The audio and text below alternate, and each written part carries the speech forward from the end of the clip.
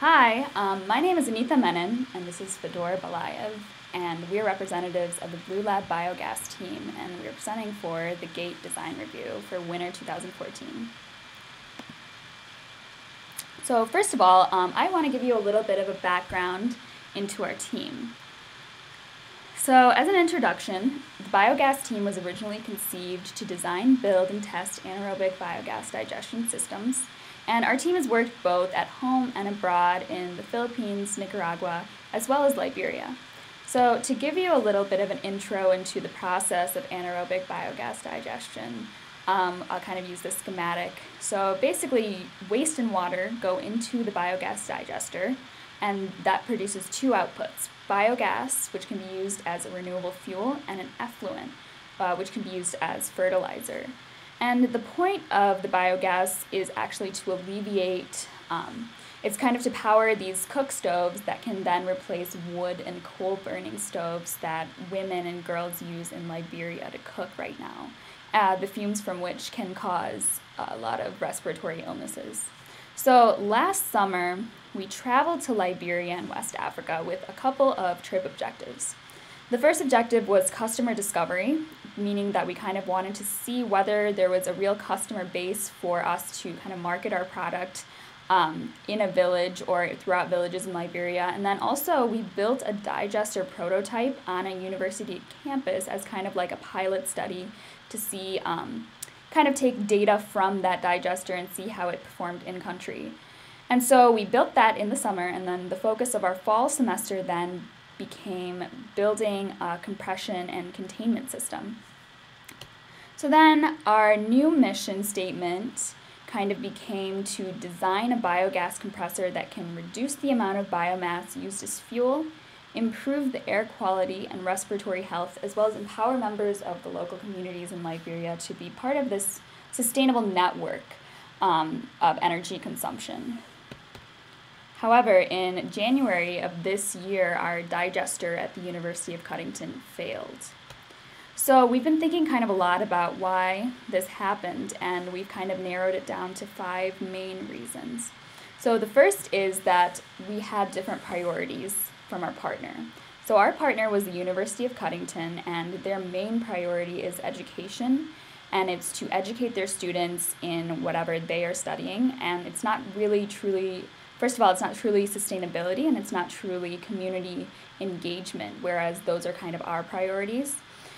Second of all, there were kind of unapproved safety protocols that we went ahead and did anyway, just on false kind of advice, which was obviously a bad idea because we had to get a lot of approval from the EPA in the end, which ended up being not cost effective to do. Next, it's very difficult to maintain a relationship with any kind of contact in a developing country because of the lack of steady internet access or steady access to phones, things like that. So maintaining a relationship is kind of a big challenge that we faced. And then I think the biggest concern is number 4, that there was no existing infrastructure for biogas technologies in country. So I think it was a little naive of our team to want to go into the country and believe that we would be able to kind of implement this system as then that the infrastructure would kind of fall into place, which was not true, as we saw. And then also number 5, structural violence. And what structural violence is basically social structures that exist in country that prevent people who need help from getting help. So things like corruption, poverty, or lack of education, those are all things that we never really considered as part of our implementation plan that all contributed to the collapse of our digester in country. So basically all of these 5 things were indicative of a weak partnership that we had in country. So moving forward, we want to emphasize partner discovery, meaning that we want to make sure that we have a strong partnership before we even begin to kind of work with them on a project. So some characteristics of a strong partnership are, first of all, that partners share common goals and similar values and ethics, that they communicate openly, Third, that they're committed to each other's success. And fourth, most importantly, that they trust and respect one another. And those are all kind of 4 tenets of what make a strong partnership that we're kind of looking for as we move forward. So our new partners now are based in Mexico City, and they're called Ramp Carbon. So Ramp Carbon approached us in September of this year and asked us to, they told us that they were interested in our compressor design and that they would be really wanting to kind of work closely with us. And they've asked us numerous times to kind of travel, to kind of like check out the infrastructure that they have in Mexico City. But we never really pursued that just because we are hands tied kind of with our contacts in Liberia. But basically what Ramp does is that they're an advisory and project development company that operates in carbon markets. And they're basically a consulting firm, meaning that they kind of connect projects to the resources they need to succeed. And so the project that they wanted to connect us with was with Sistema Biobolsa. And Sistema Biobolsa is a company in Mexico City that produces, distributes, installs, and maintains this award-winning biodigester called the Sistema Biobolsa. And it's designed for small and medium-scale farmers. They basically design these kits that farmers can implement on their own on their farms. So the problem that Sistema Biobolsa seeks to alleviate is organic waste management. So waste is left untreated right now on farms up to a year until it decomposes. So this causes a lot of risks. So first of all, it can cause health risks. So waste can drain into shared irrigation systems and cause kind of a lot of waterborne diseases. Second of all, the indoor air pollution caused by burning biomass, such as wood, can still cause a lot of respiratory illnesses, as we kind of saw in Liberia as well. And respiratory kind of indoor air pollution can cause low birth weight, nutritional deficiency, lung disease, particularly chronic obstructive lung disease, cancer, tuberculosis. And in Mexico City, this lung disease alone affects 16% of people. Second, there are a lot of environmental risks, including deforestation caused by the need of wood fuel, contamination of watersheds, as I described earlier, by the leaking of the manure into common irrigation sources, and then greenhouse gas emissions from methane productions. And then finally, our economic risks. So these fuels, such as propane and electricity, they can really add up on the shoulders of farmers, and as well as the cost of unsustainable chemical fertilizers that farmers turn to kind of cultivate their crops. And all of these things kind of perpetuate this cycle of rural poverty. So Sistema Biobolsa's solution is to have a prefabricated digester, meaning that they make small digester kits that farmers can then use to convert organic waste to biogas and fertilizer. And Sistema Biobolsa works closely with the International Renewable Resources Institute, and they are basically a nonprofit who wants to create change in the way that we relate to waste, energy, and natural resources. So they focus mostly on educating and on kind of engaging the community to be participants in energy interventions in all sectors of society. And so all 3 of these partners that we are now working with then help us towards this common goal of fostering a new culture of sustainable resource management in Mexico and Central America. So now we'll talk briefly about how we fit in, and Fedor will talk about the design problem. Thanks, Anitha. So currently, many biogas users in rural villages of Mexico have no way of compressing and storing the biogas for their cooking purposes.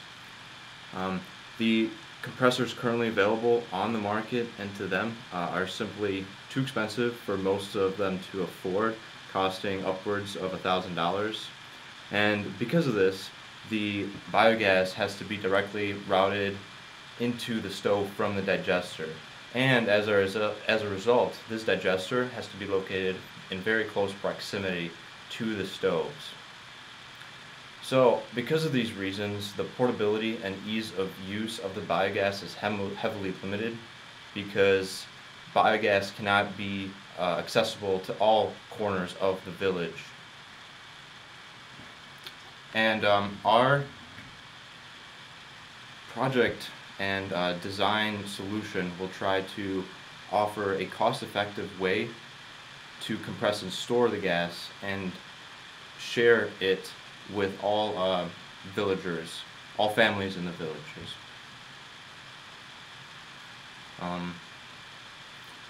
We've talked with Ramp Carbon and both reached common solution that the compressor has to be primarily mechanically powered. So this is really nice for us because we already have knowledge of current compressor systems. In the past, there was a senior design project which focused on developing a bike-style pump compressor system, but the problem with that was that it could only produce a compressed gas of 30 psig, as well as a reimplementation of a beer gas fermentation compressor, as well as other compressor techniques used in industry today. So we have a good idea of how we want to approach the design problem, but we do not know exactly who our customer is. So what we've decided is to focus on the proof of concept and parallel task that with the customer discovery stages as we go along the project in the future. So in this screen you can see some of the high-level overview of the mechanically powered compressor system we're thinking of implementing. It basically consists of 3 subsystems, the first of which is being some sort of handle, and then a gearbox, and a bare pump compressor, all of which in tandem will be able to convert mechanical input motion into a gearbox, which will reduce the torque and increase the shaft output speed that, when connected to the compressor, will be able to power the compressor, and that will output compressed biogas at a pressure that we expect to be roughly 125 psi. So among maintaining safety at all times, some of the challenges that we will face are as follows. So the first one is to be able to provide enough input power. Through some research on what human capabilities are, we've determined that humans can only generate approximately 1/10 of a horsepower for sustained periods of time. And since we expect some of our customers to be farmers, the use of animals, such as donkeys, horses, and mules, is very viable. But even so, that power output factor can only increase by a factor of 3 to 5. Another challenge that we will have is being able to source materials and components cost effectively.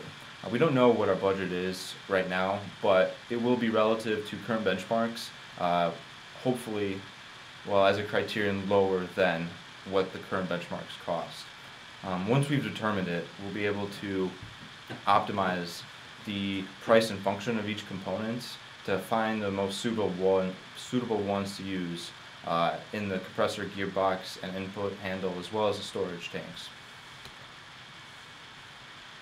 Also, we'll need to be able to maximize component durability and reliability. All the materials that we will use will have to withstand various loads and also require low user maintenance. And lastly is to minimize energy losses, either through a clever design or friction reducing components such as bearings, or even extra lubrication systems, or all 3. And some of the next steps that we plan to take is to first and foremost identify the customer and the current benchmarks as kind of our partner discovery phase.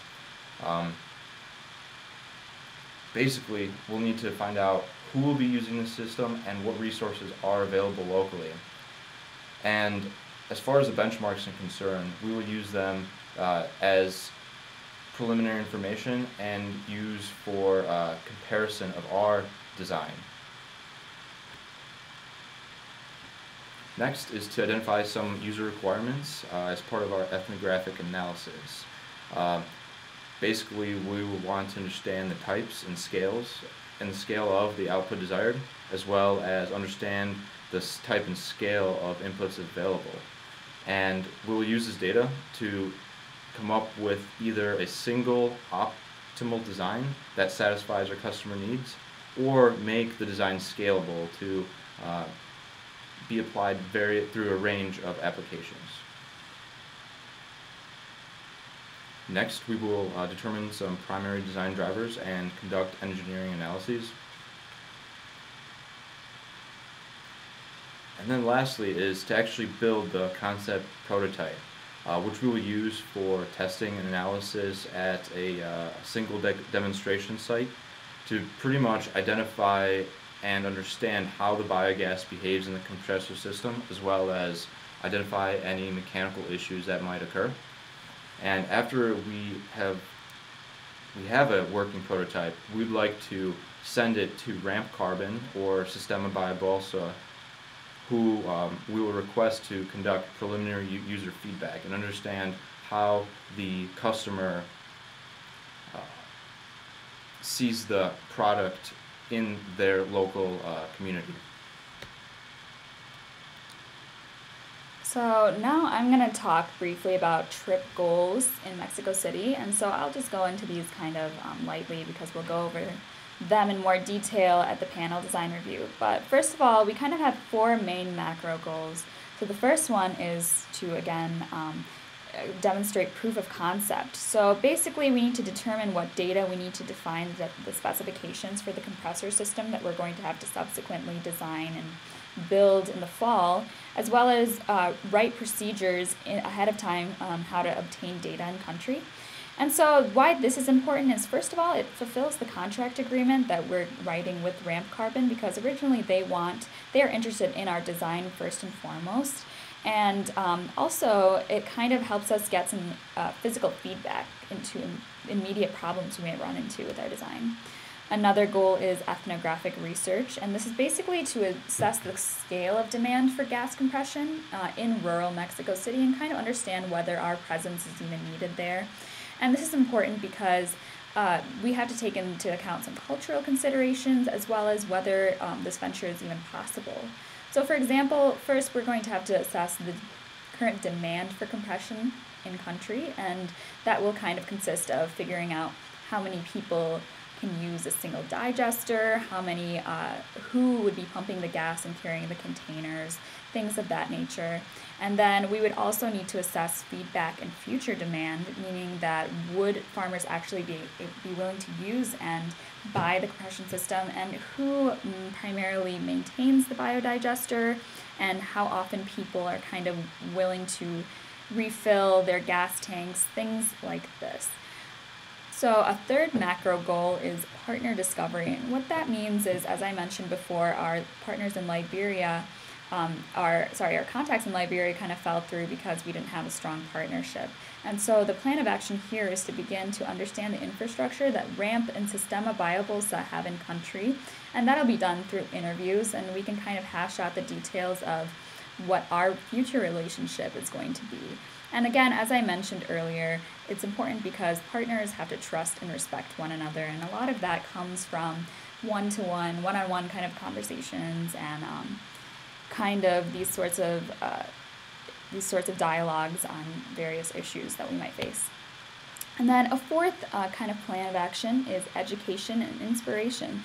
So meaning that we're kind of there also to kind of understand the facets of what a successful social venture is like. Right now, Sistema Biobalsa is running a very successful enterprise with just their biogas digesters, and kind of see what educational strategies they use to implement their technologies in country, and see if we can translate that to our own team. So what underlies a successful collaboration? as I mentioned before, there were a lot of things that went wrong with our collaboration in Liberia, but we are trying to learn from those mistakes, as I will kind of highlight. So first of all, the most important thing is that our collaboration priorities are kind of in line with each other. So we as the biogas team want to design a biogas compressor that can empower members of local communities, and well, we wanted to work in Liberia, right, to be part of this renewable sustainable energy network. And that kind of translates to like a global perspective of encouraging sustainability as a practice. And then you go to Ramp and Sistema Biobosa, and they are committed to revolutionizing the relationship between small-scale farmers and energy use that is also sustainable and for empowering their particular needs. And as you can see already, these goals kind of align in one area of just sustainable solutions that have social responsibility at the heart. And so already we have kind of similar priorities. So again, what's different this year is that infrastructure already exists in Mexico City for biogas, as well as a support system that exists year-round. As far as the structural violence that I had mentioned earlier, issues like poverty, environmental degradation, or lack of education, I think that facing it moving forward will consist of collaborating with IRRI, as well as kind of trying to think of sustainable long-term solutions to these problems instead of just kind of ignoring them. And then as far as challenges are concerned, there are a few that we've thought of. First of all, there could be kind of inadequate customer understanding or even discovery just because of cultural barriers, and that can be kind of faced by open conversations with RAMP and a lot of advanced cultural research, making sure that we're kind of prepared for what we're going to see in country. Another challenge is encountering logistical issues or financial issues and kind of not having clear expectations between the team and RAMP. But the way we can kind of combat that is by setting up clear expectations, like through contracts, as well as a route for clear communication before, during, and after the trip. Finally, a big challenge we were thinking about is realizing that we're actually incompatible with RAMP and Sistema Biobosa early on in the trip, and so it becomes what are we going to kind of do for the rest of the trip. And I think that there's still a lot of educational value in the trip, as I mentioned earlier, in understanding how a successful social venture thrives. And then also we would have to create an exit strategy in advance in case this were to happen. But a caveat to all of this is that we have to kind of keep an open mind and never kind of assume that we know what the country, know what RAMP wants from us or know what a community wants for us, and kind of be flexible and on our toes and be willing to kind of change the focus of our design willingly. So I'll just talk briefly about our timeline. There are kind of three main goals. So first we want to complete our proof of concept prototype, and that has some milestones, some highlights of which include sending the CAD design to RAMP at the end of April, and then also completing the alpha prototype for travel by August 1st. Another macro goal is trip and team preparation, which includes cultural education of the team, as well as advanced conversations with experts in kind of education interventions that have already occurred in Mexico and Mexico City, as well as planning safety strategies and discussing a minute-by-minute itinerary with RAMP. And then our third is kind of developing an implementation plan, and this will largely consist of conversations we'll have with RAMP to understand their current education strategies. So our travel dates are August 16th through the 29th, and thank you so much for your time. Very nice job. Thank you, you too.